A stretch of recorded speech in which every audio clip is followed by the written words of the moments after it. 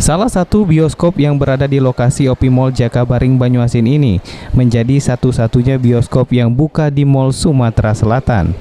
Sejak dibuka minggu kemarin, bioskop ini penuh didatangi oleh warga, khususnya penggemar film. Apalagi saat ini di masa libur panjang nasional, di mana warga ramai mendatangi bioskop untuk menikmati film. Wendy selaku manajemen operasional OP Mall menjelaskan bahwa sebelum bioskop dibuka, pihaknya meminta rekomendasi dari tim gugus tugas COVID-19. Sesudah adanya rekomendasi tersebut, barulah mereka pun memberikan izin untuk membuka bioskop. Udah buka ya Pak ya? Betul. Jadi Cinema Expo itu sudah mulai beroperasional, dan untuk Sumsel sendiri baru OP Mall yang dibuka. Per hari ini Pak?